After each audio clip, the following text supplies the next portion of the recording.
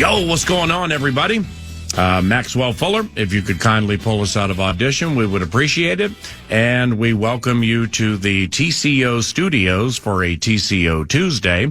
Kevin O'Connell, head coach of the Minnesota Vikings, joins us each and every Tuesday at 11 o'clock for a marathon of Minnesota Vikings-related minutia. That'll take place at 11, KOC, you know we. And, in fact, we will marathon the first segment, courtesy of FVP Batteries. And we all reach for what works. The Minnesota Vikings, 9 to noon, with yours truly, Paul Allen, and mad producer Eric Nordquist. We thank FVP Batteries for 9 to noon sponsorship each and every weekday. FVPparts.com to learn more. Cool. Very cool. We get Christian McCaffrey Sunday, and this time with Debo and Trent Williams. Now, we most likely get Christian McCaffrey on Sunday. We have no idea whether he's going to be a late scratch for the one coming up. First road game for the Niners, home opener for the Minnesota Vikings, but he was a late scratch purportedly last night, even though Jordan Mason is filling, kind of spilled the metaphorical beans after the game. Yeah, let's get Mason on the mic Thursday or Friday for a true idea of who we're facing on Sunday. Yeah, Mason spilled the metaphorical beans, being like, yeah, I've known since Friday night that I was starting. But that's how the deception of the National Football League works. My guess is McCaffrey will play this weekend with Debo and Trent Williams. And we missed the latter two studs last year when the Minnesota Vikings whooped the eventual NFC representatives in the Super Bowl. But they also missed Justin Jefferson and all of our cool new kids in town. Minnesota is about a touchdown underdog for the home opener. It opened up as a touchdown underdog. And all of that is super special, and all of that is very cool because Nordo and I, we know what we saw.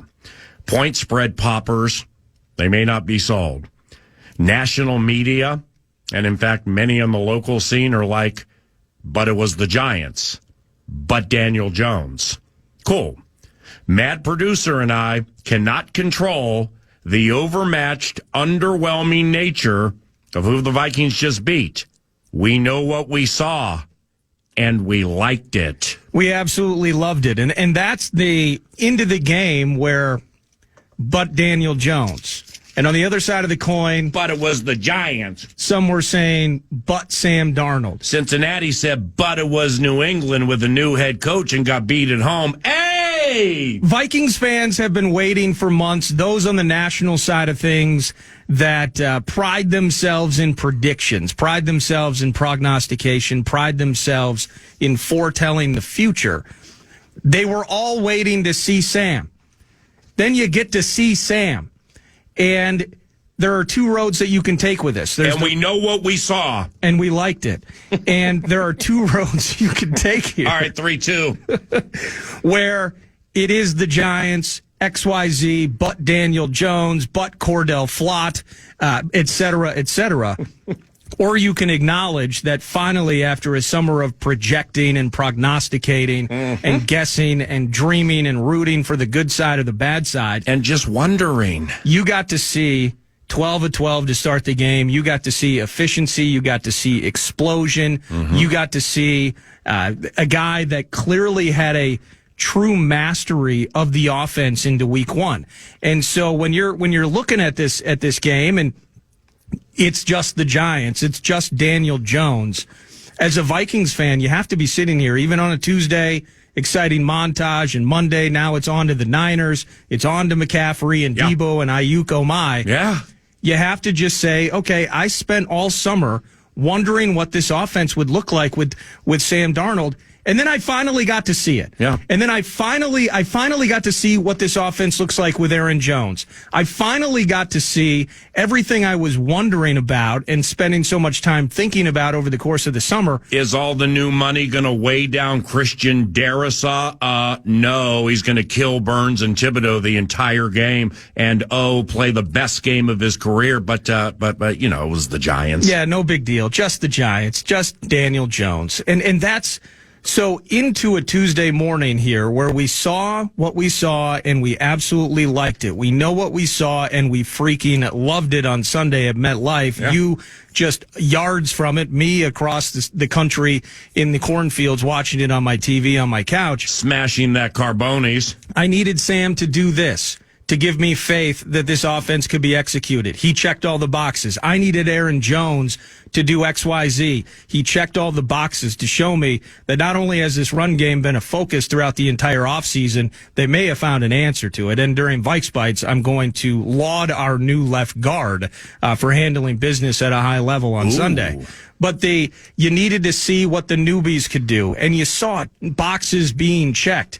It's okay to beat on bad teams. You can't help who's on your schedule. Right. You have to compartmentalize that and just put in a vacuum what you needed your quarterback to do. Boom. What you needed your running back to do. Boom. Offensive line. Handled that defensive front. The strength of that entire Giants roster, their defensive front. Keeping Sam clean. Keeping Sam's head up and eyes forward for the ability to execute the offense. Everything that we saw, we know all about it. We've thought about it, and we absolutely love it. Now, the 11:33 today, after Kevin O'Connell joins us for a marathon. Kevin O'Connell each and every Tuesday from TCO Studios with Nordo and yours truly. It's last week it went about 30 minutes. You know, it's going to be between 25 and 30 each and every week, and that's absolutely fantastic. Now, the segment after that is called Quarterback Wanderers. And this is not going to be 9 to noon, as the kids would say, throwing shade. It's not like Caleb Williams, Jaden Daniels, and or Bo Nix are going to catch metaphorical verbal strays from the 9 to noon radio show. But off one game, that there are facts.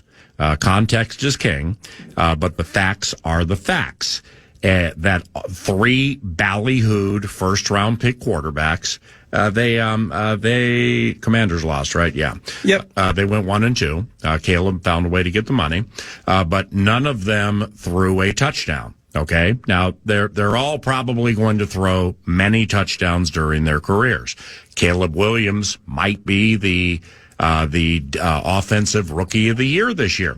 But when you watch back their snaps from their debuts, which 9 to noon does to help make context king in the Elite Football Covenant. So we're not just spitballing, wondering why a team would have the audacity to only score 21 points when really running like 39, 40, 41 real plays when you're not trying to kill the clock or put Myles Gaskin in to get a carry or take a knee in something called victory formation. Hey, context is king. With those quarterbacks, let's just say specifically Caleb. All right. Caleb has a swivel. You're not the first overall pick in the draft if you don't have a swivel. I saw him scan the field in the preseason when there was, like no pressure. Week number 1, there's a lot of pressure. Well, Caleb couldn't find his swivel the entire game. Yeah. It was 1 and 2 read terrorism. If a blitz was coming, he knew what his hot read was and he didn't get off of it. All right. So Caleb did not have a swivel. Justin Fields never has had a swivel. What's a swivel?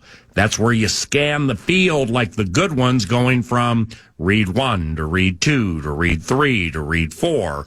And if you're mobile, purportedly, as Williams is, well, then you move around and you continue to scan the field. Now, for all of these baby boomers, all of these kid quarterbacks, none of them had a swivel. All right. And maybe that should be expected.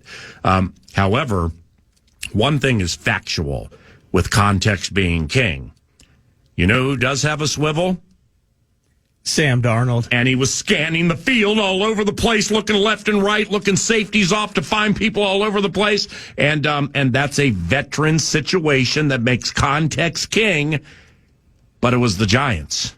It was just the Giants. The Nationals, the I'm sure some of the locals, but the Nationals and okay, that's fine. Nordo and I knew what we saw. We know what we saw. But it was the Giants. Fool's gold, right? Texas tea. Fairy dust spread across East Rutherford, New Jersey, right? Nothing to see here. It's just the Giants. Now look here. This is nothing personal. It's business. In the land of Tony Soprano, I guess the toe tagged and body bag trick doesn't count because it was just the New York Giants, led by, copyright the New York Post, Daniel Grones. Did the lazy Nationals, did those of the lazy variety, did the lazy Nationals miss the vaunted Brian Burns and Kayvon Thibodeau finishing with one combined tackle, and the first-round LSU kid was put on a 0? Kayvon Thibodeau was put on a 0 in the game. 0 tackles. There's planning that goes into that, by the way, but it was the Giants, right? Flores blitzed the Giants one time, and Grenard on said blitz was an inch from a forced fumble. Context is king, but it was the Giants. We know what we saw. Our quarterback has a swivel, and we happen to like what we saw. Hey. We loved it. And I'm glad you mentioned that because nobody nationally, nobody even locally would say, but it's Dexter Lawrence, but it's Brian Burns, right, but it's Kayvon Thibodeau. Now, right, I will say this, in the 3 games against the Vikings, Thibodeau has not looked like a first rounder in any one of them. Quick FINA, Fairness and Niners Act. This is with no disrespect to the vaunted San Francisco 49ers next on the schedule. But if they happen to win on Sunday, which they haven't won a game in Minnesota since 1992, we'll get into that momentarily. Depth chart. Is it going to be, but it was the Vikings? Come on, man. Context is king. It absolutely is. And so looking at the Dexter Lawrence effect, looking at Brian Burns, again, seeing what you saw, knowing all about it, and absolutely loving it, the fact of the matter is the Vikings offensive line stood up against the strength of the entire Giants team. Fair point. Stood up against 3 big-timers and put Sam Darnold in a spot to run this offense. The producer gets the context. At what point on Sunday did you see Sam freak out and put the entire game in jeopardy? At what point can you go back after watching all of those plays, which actually shouldn't take that long because the Vikings didn't have a ton of plays on offense on Sunday. Yeah, they only ran 51 and had the audacity to score only 3 touchdowns in what actually were like 41 plays when they weren't running, trying to kill the clock and take knees and give Myles Gaskin carries. But anyway. Well, the cool thing about being up by 22 into the fourth quarter is you get to run the ball 5 straight times, get the clock down to the 2-minute warning, and just punt the ball away because you know the game is yours. Thank you. And Darnold did absolutely everything you needed to do. He had the swivel that you were talking about the kid quarterbacks not having on Sunday. Right. And that's the, but it's the Giants. Be happy about everything that you saw on Sunday. And we're talking about an opposite end of the spectrum when it comes to NFC competitors and contenders with the Niners on Sunday. Yes, sir. But you got to see everything you wanted to. Got to get the Giants win. Got to do this vaunted schedule. It's an absolute murderer's row, weeks 2 through 7. Let's go. You get to take the bye week after the London game, and you come back, and oh, what a gift. You get to face the Lions. If it's a murderer's row beginning with the Niners for the next month, somebody better give Malik Willis his blindfold and Marlboro Red right now. But anyway. The idea that this is just the Giants, well, what do good teams do to just the Giants? What do good teams do to just the Carolina Panthers? Preach. What do good teams do to teams that are going to be picking top 5 in the next draft? It's a pigskin preach. You absolutely dominate them. And in a game where early mistakes, okay, a team like the Vikings maybe a year ago, they have that opening possession turnover like we've seen now 6 times in the last 18 regular season games. That's part of the context, and it's very fair. The idea that this team just drifts off, loses or wins by a field goal, battles to the wire, another 1-score loss or victory. No, it was never in question. It was never in question. They were never losing. The next time the Vikings had the ball, they roll down, score a touchdown. On their next possession, a 99-yard touchdown drive. It was domination of dominations. Hey, what about, this team in the Kevin O'Connell area? They just can't score in third quarters. Yeah. What's so bad with this team when it comes to third quarters? I forgot about that context. They open up the second half with a 6 or 7 play drive. They roll down. They find Jalen Naylor, and it's good night, New York. But when they find Jalen Naylor, how did they find Jalen Naylor? With context being king. What's the context? if we take 18 and float him out to the right, we guess half of East Rutherford, New Jersey is going to think that we're absolutely going to throw it to him. So we're going to have Naylor fake like he's going to run block. And when O'Connell's here at 11, I'm going to ask him about that play. I'm going to be like, is that the first time you've ever run that? But like, have you run that before where receivers are faking run blocks and then you get L's to bite and then all of a sudden they're wide open? Well, the context of the play has to go deeper than just what's on the surface level. But anyway, if you want this Vikings team to be competitive, and we've talked about over-unders and season totals in 2024 at 6.5. Man, downturn for what? You know, when's J.J. McCarthy going to start? We talked a fair amount about that over the course of the summer, and now that's not an option, right? Now it's Sam. Now it's Sam is the plan, and he's going to be the man for at least 17 regular season games, and we'll see what the future holds from there. From a projection standpoint, it can't just be, well, it's the Giants. Again, you saw everything you needed to see on Sunday that you've been begging for all summer long. So on a Tuesday following a game, forget about the Niners for a moment. We'll get there. We'll get the sneak peek at next week. We'll get to what that D-line, that defensive front poses. We'll get to the quarterback. We'll get to Debo and everything included there. Oh, yeah. But that's a problem. It's recognized as a problem. But problems are there to be solved. And defensively, what Brian Flores is able to do with a deeper and potentially overall more talented roster than he had a year ago, all of that coming to fruition. Man, I'd love to see what Dallas Turner looks like in his pro game. He got a sack. Now, he was also lined up clearly offsides by nearly a half a yard and just couldn't believe that he was called for being offside. Dallas Turner. Right. It ended up being declined, I think. But the new kids in town, from the pick six of Van Ginkel and everything, he proved he could do. Yeah. Jonathan Grenard affecting and impacting while containing Daniel Jones in the pocket. You got Harrison Phillips. Harrison Phillips, his statistically best season of his career a year ago, rolls in, gets a sack week one. Mm-hmm. How about what we were seeing from the new kids in the secondary? And ultimately, it was the old dog still up to good tricks in Harrison Smith getting that pick in the end zone.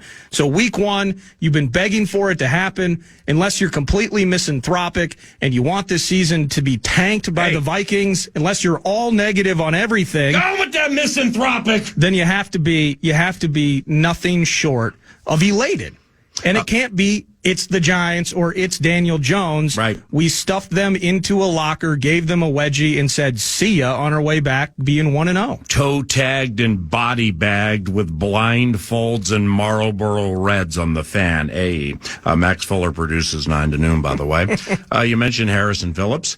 Yours truly and Harrison Phillips will be at Hy-Vee Robbinsdale today from 4 until 5. Come say hello to 97. We do a little high fives at Hy-Vee. High fives for everybody at Hy-Vee, and here they come. 4 to 5 Hy-Vee Robbinsdale, and we do a little 15-minute Q&A, and then autographs and pictures with 97, who was indeed off the best season of his career. And what he did to the left guard of the New York Giants for his sack should be a felony in 48 states.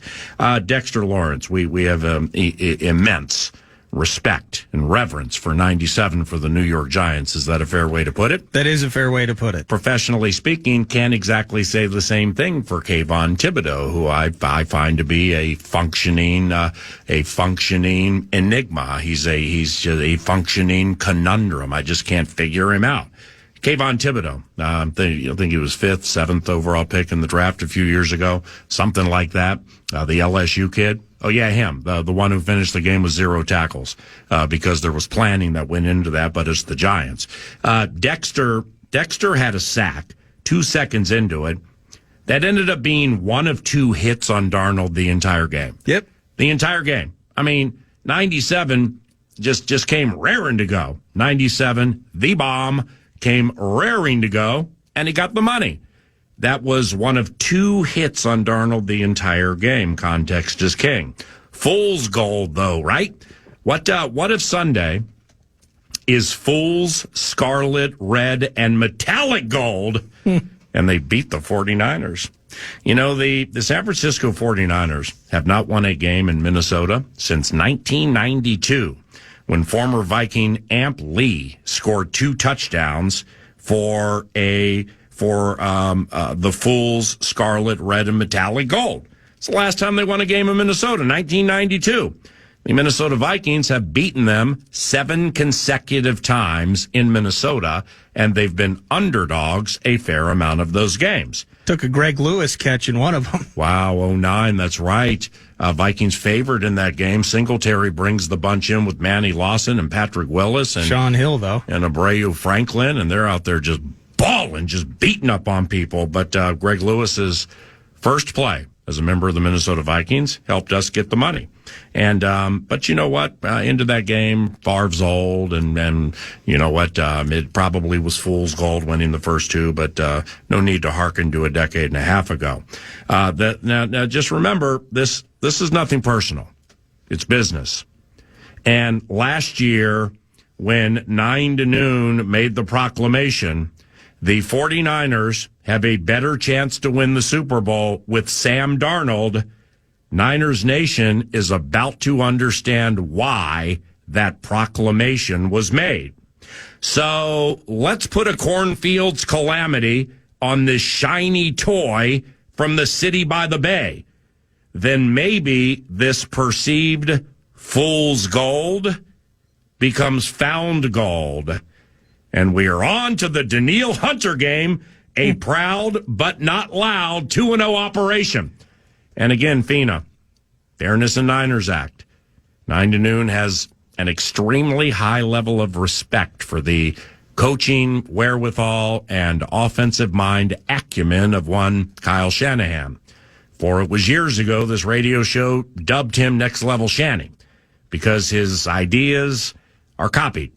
And copying and stealing and pilfering, may be the highest form of flattery. Okay, it happens all the time in the National Football League and the Minnesota Vikings and LA Rams and some other offenses, along with the 49ers. They are kind of in the same fishbowl. They're just under different rocks. But a cornfield's calamity put on this shiny toy from out west would have this team 2-0 into the Danielle Hunter game, and it absolutely can happen. But we're proud, but we ain't going to be loud. We ain't going to be loud on a Tuesday and be like guaranteeing Minnesota Vikings victories over a team that played on Monday Night Football, has one fewer day to prepare for this game, also travels to the Central Time Zone, where the fan has learned they'll be playing a game at what is, in essence, 10 a.m. City by the Bay time. And we'll take our chances. Chip chair chance against the shiny toy, right?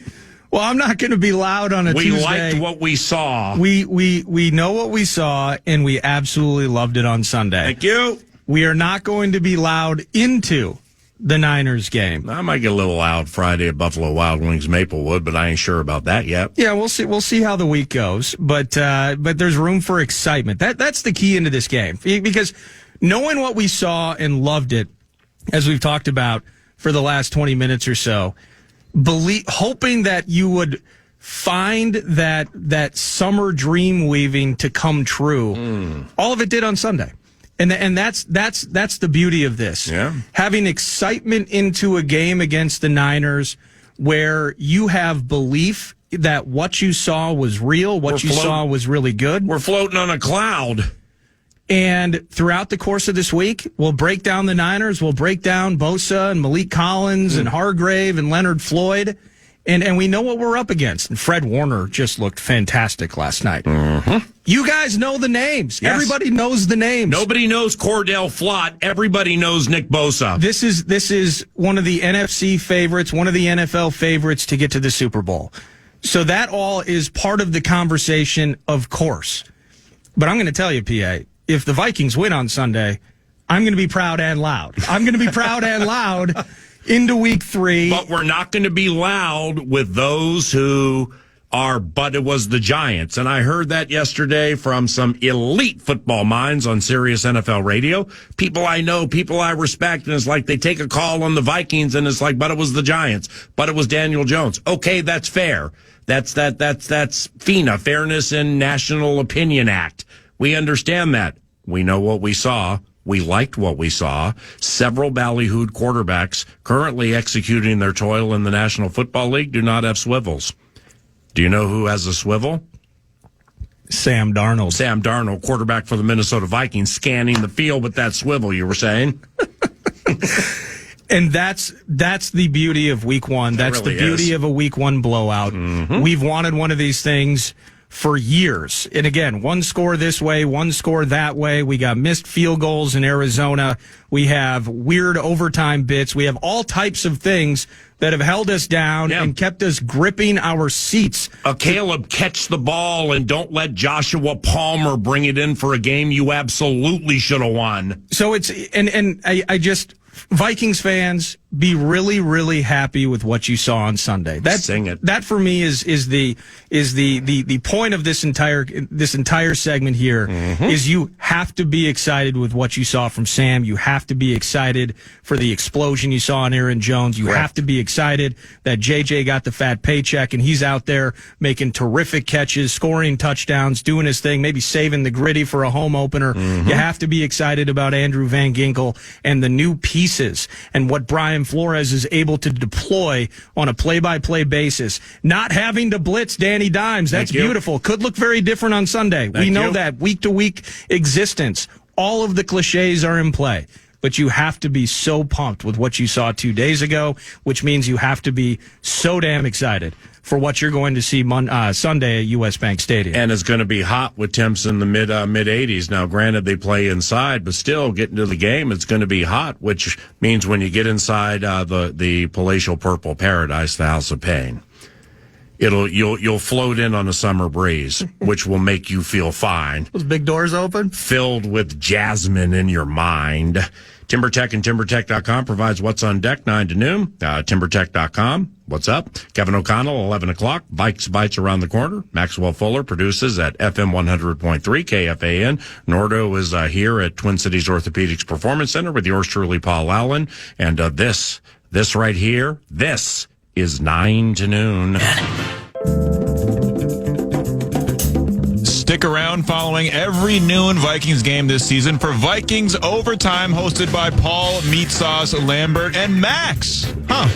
Never heard of that guy before. He sounds handsome, though. Presented by Park Chrysler Jeep in Burnsville. Catch them all right here on KFAN and on the free iHeartRadio app.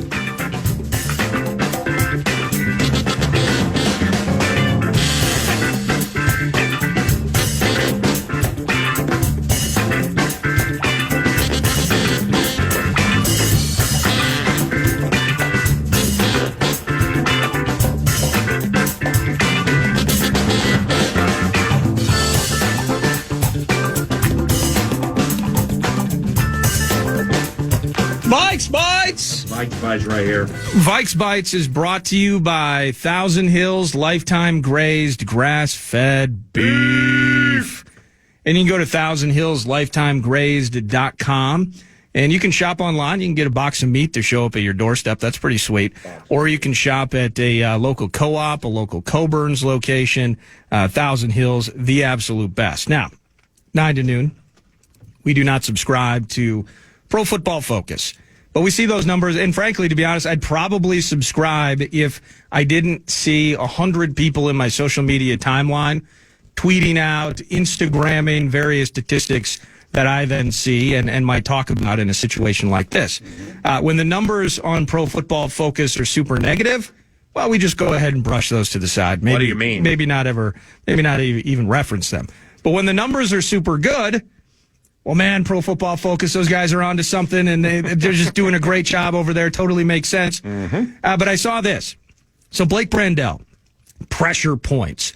And with Niners around the corner, we're going to get into some pressure points. It's a damn good team, and there's a lot of pressure into Sunday's game. We get Indeed. that. So that's tomorrow. But for today, a pressure point into week one would have been Blake Brandel taking advantage of the opportunity. In a lot of ways, it felt like once Dalton Reisner got here initially, we're talking about there being this gritty competition. Well, as it turned out, didn't feel like much of a competition at all, and Reisner's currently injured, not even available until week 5. So Blake Brandel, need you to be good. Dexter Lawrence, Brian Burns, Kayvon Thibodeau, new defensive coordinator. What are we going to see on Sunday against the Giants? Well, what did we see from Blake Brandel? His run blocking grade, according to PFF, was an 87.4. That was second among guards. Wow. His pass blocking grade, 87.3. That was second among guards. No sacks, no hurries, and an overall grade, 91.2, which was second overall among guards. Sounds like a heck of a radio frequency, too. So on a day where, PA, you mentioned Dexter Lawrence got his, he ate early. Hungry people got to eat, right? Yeah, he ate the right guard, but anyway. But, well, we'll get to that. Blake Brandel, in his first opportunity this season, now being anointed the starting left guard. No more Ezra Cleveland, no competition with Dalton Reisner. We're rolling with Blake. Yeah. Blake showed out, man. And, you know, when you have, you pay those tackles the money that you pay them. Yeah. And Christian Darrisaw had a terrific day. Brian O'Neill doing his thing, the wily vet on the right side. The focal point with this offensive line has been interior, really since the night we all celebrated the draft selection of Garrett Bradbury. And finding safety, finding security, finding reliability at that left guard spot was something that Blake Brandel handed us in a package with a freaking bow on top. Blake Brandel kicked butt on Sunday. And I'm glad, I'm happy for Blake that the ballyhooed analytical numbers seem to go his way, and it sounds like it's splashing on social media. This would be FIBA, Fairness and Blake Brandel Act. Fine individual, fine young man.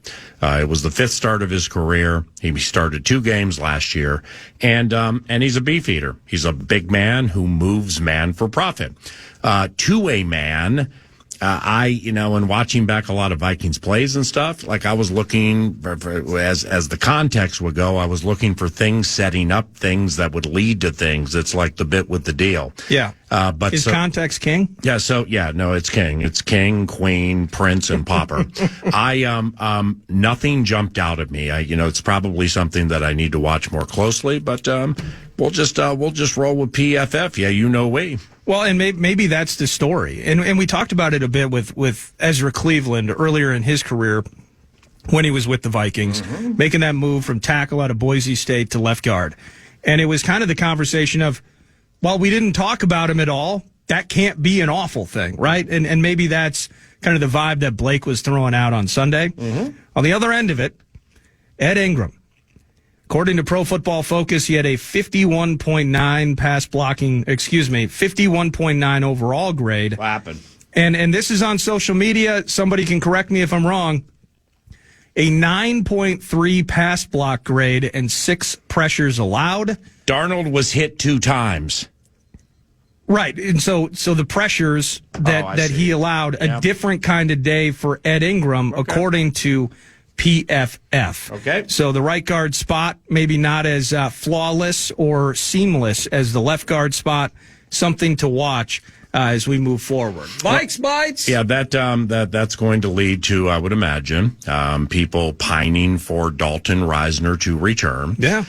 Okay. I'm not going to say, be careful what you wish for, because Dalton can be fantastic, specifically in the pass protecting game. And, I think we just put a 9, which would be closer to 0 than 100, but I have no idea what their rating system is. But nevertheless, a 9, unless it's 9 to noon, or catching a 9 to 1 shot at your favorite racetrack, a 9 probably is not that great. Into the equation, Reisner has pretty much been a career left guard, and Brandel is going lights out at left guard. So you just put somebody in at right guard who doesn't move man, perhaps, in the running game quite as well as Ed Ingram, who I thought did a fine job, specifically on one of the touchdowns where he just crushed like 2 guys and moved them to the left. So those are things we will be pondering as the games continue. But again, I didn't, Ed got pushed back by Dexter Lawrence, who's pushed back many for profit for quite some time. If the rest of it checks out as an analytical 9, okay, it's an analytical 9. But if it continues, or if you are a follower of these analytics and you believe truly it's that bad, because outside of the Lawrence bit, I just don't really remember anything where it's like, wow, Ingram turnstile. Wow, Ingram just keeps getting pushed right back into the lap of Ham, Jones, Chandler, or Darnold. I just didn't recall seeing a lot of that. But if it is replaceable, Well, then, like, with whom? And how much will it jack up that spot if somebody jumps in there who hasn't really played it that much? You know what I mean? I do know what you mean. Vikes Bites, brought to you by Thousand Hills Lifetime Graze Grass-Fed Beef, Elite Meat, feeding Golden Gopher athletes. One more bit for you, and I asked you about this prior to the show. We were talking about time of possession, and I wanted to focus specifically not on time of possession, but on the 99-yard drive that the Vikings executed. And the reason I bring this up is with the Vikings offense, it's built to explode, right? You find players in space with Justin Jefferson, Jordan Addison when he's healthy, Hawkinson once he gets back, finding Jalen Naylor, those sorts of gotcha plays. And when it's executed beautifully the way that Sam did on Sunday, you're going to find plays in chunks. And the Vikings did that, and the Vikings won. Explosion out of the run game. That's new, and we absolutely loved it. We know what we saw, and we liked it from Sunday. But faith in this offense, specifically with the 99-yard drive, what did you like about that, or that gives you thoughts that this is also a team that when they are forced to convert a couple of third and shorts, that they are caught in middle down and distance territory, the ability to execute, the ability to maintain possession, and the ability ultimately to close in the end zone? Because in the end, I guess now bringing it back to time of possession, there are going to be games and moments where this team is going to have to take on that 7-8 minute long drive, whether it's to close a game out, close a half out, but maintaining possession and ending with 6. What'd you love about that 99-yard drive that gives you faith that this is a team that can execute an offense to do that? Well, old Johnny Munt with the pass protection game is something that jumped out to me. He clearly knew what his assignments were, at least most of the time, and he did some very good work on that possession, is what I recall. Our quarterback has a swivel. He scans the field, and he looks past options 1 and 2. Yes, we know the big horse is still in the barn, kicking down said barn door with only one leg because the other has a bum meniscus. But that didn't seem to trouble Sam at all. I mean, you don't have anybody who's playing like, I got to play with my hair on fire here, man, or I might not have a job next year. Sam was in control. The play calling was a step ahead of super special Shane Bowen every step of the way. And it was the 99-yard piece. Was that where Jefferson got his 44? Jefferson, yes, it was. Okay. Well, I mean, I'm really glad you said that because Darnold back to the end zone. Yeah. Oh, it was beautiful. Well, this is fairness and Tyler Newman act. Okay. Now, I like Tyler, man. I think Tyler's going to be a really good football player. However, because we had some chess versus checkers terrorism for the majority of the game with a squared away organized offense compared to kind of an unorganized defense at times. Well, somehow you ended up with Tyler Newman singled on Justin Jefferson. And it eventually was kind of a 1.5. It wasn't a double. But nevertheless, if you see a safety trying to run with the grade 18, that has to be the play every single time, even if it's intercepted, okay, dynamite play by the DB, bad throw by the quarterback, or incomplete pass, whatever. That has to be the play every single time. It took Darnold 0.3 seconds to sniff that out.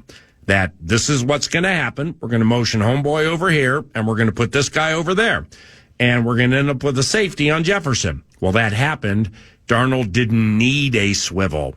He needed a Vikings flag to wave proudly as he ran down the field for a first down. So things like that, they just were organized. I mean, when you go 99 on somebody, you got to be organized, and you have to mix things and sprinkle things in to keep the balance and the deception part of it. You have to continue to be coy. So I think coy, disciplined, and organized. Those would be 3 words to describe the 99 piece. Do you remember Sam Darnold? And this is completely off topic. Darnold got us from the Carolina game in 2021. Yeah, with Robbie Anderson. And I love the bit. Well, if these Carolina Panthers go 96 on us and tie the game, just shut the whole thing down. Why would Bursich say something like that? Oh, wait, that was me. But 4th and 10 at their 4-yard line, Darnold hits Ian Thomas. Oh, that's right. For 40 yards to extend the drive. He was on Xavier Woods. Yeah. He was on that safety, and he found him singled up. There might have been a Tommy Tremble moment on that possession, too. What if Kevin O'Connell is so dialed into Sam and so dialed into this offense that he found a fourth down play from 2021 to get our guys singled up on a safety in a big spot for a 40-yard gain in the shadow of your own end zone? It was a beautiful thing. But it was the Giants. But it was just the Giants. Yeah, but it was Daniel Jones playing safety. That's Vikes Bites, brought to you by Thousand Hills, proud sponsor of Golden Gophers Athletics, and Vikes Bites. Thank you, Thousand Hills. An opportunity for you, the listener, you, the 9 to noon devotee, to have inclusion in the Kevin O'Connell interview an hour and 15 minutes from now. What does that mean? Find out when we return. It's a rematch of last year's Monday night thriller as San Francisco returns to U.S. Bank Stadium to take on your Minnesota Vikings. Kickoff is at noon with pregame coverage starting at 10 a.m. Catch it all right here on your home for Vikings football, KFAN, or anywhere you go on the free, that's right, free FREE iHeartRadio app.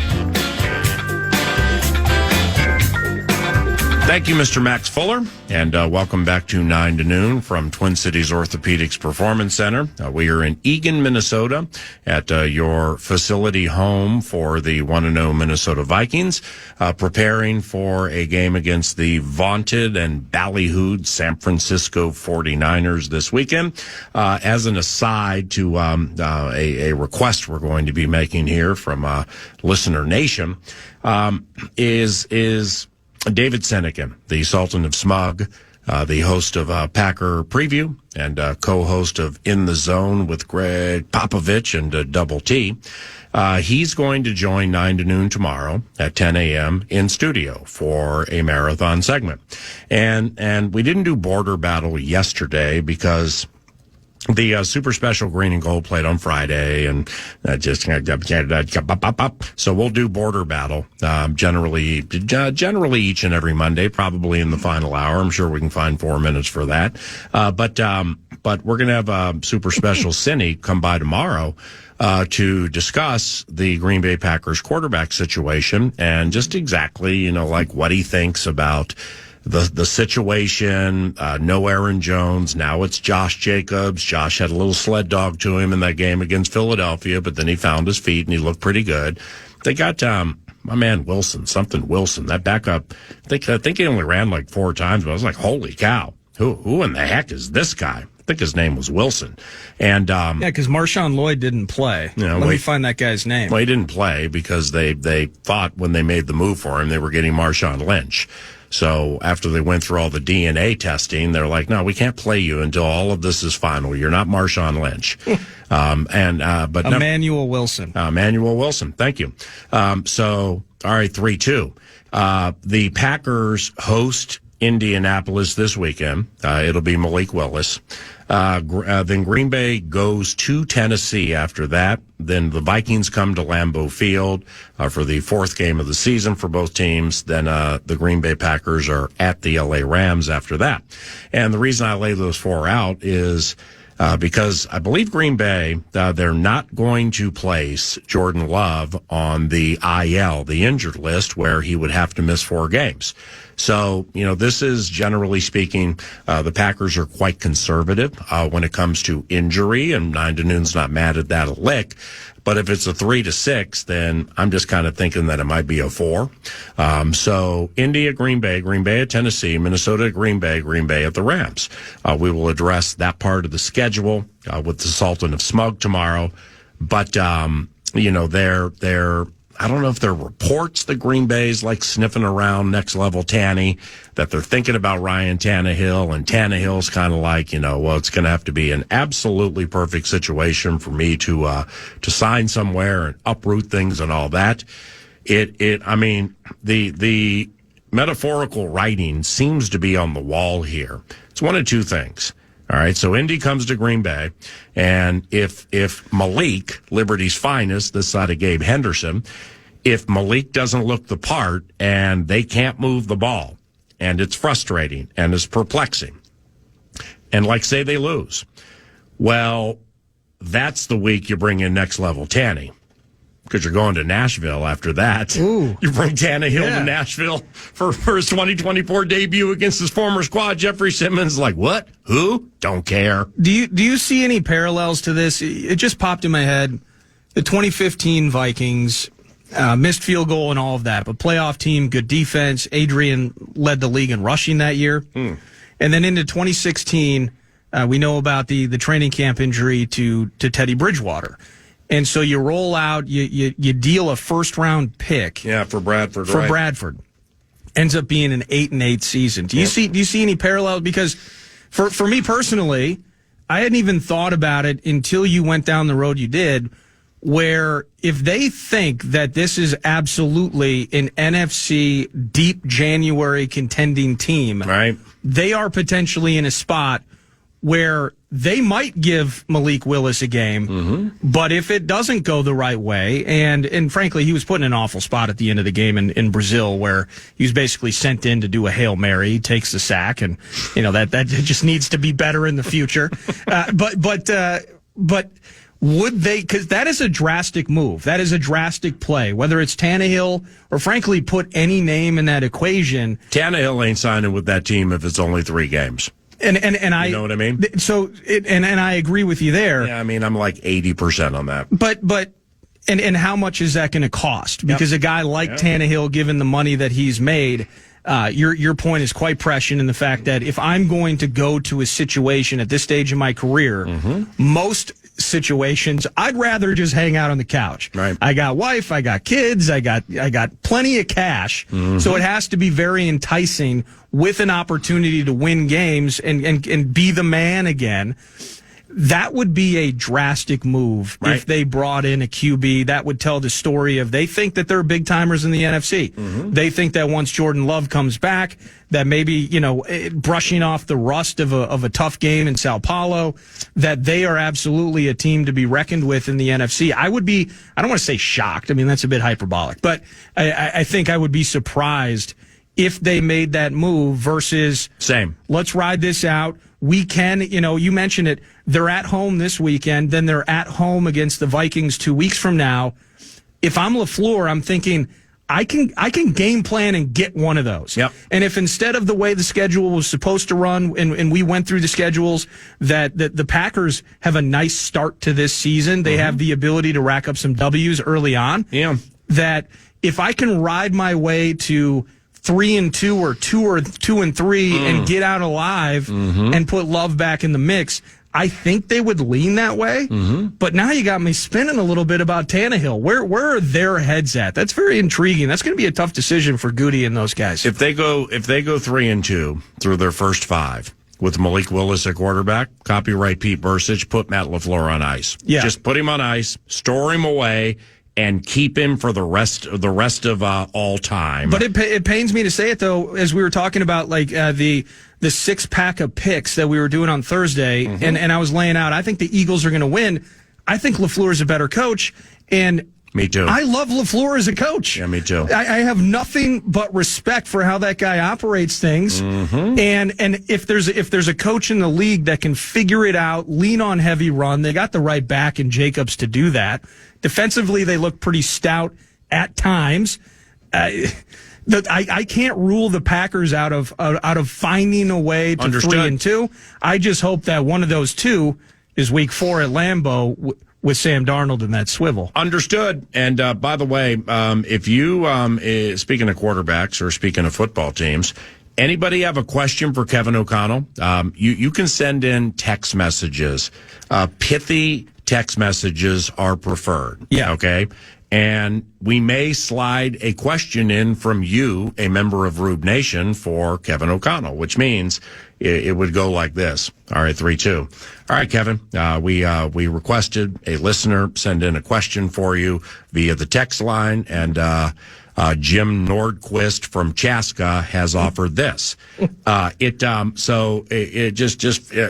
Just fire away at it. I mean, if there's something somebody can come up with that like makes him laugh, and it doesn't have to be, "Ooh, I spilled spot remover on my dog, now he's gone." It doesn't have to be something like that. I have an East German Shepherd, very well disciplined. I mean, if you can make the coach laugh, holy cow, that'd be unbelievable. Probably give you a daily double pack at Canterbury Park.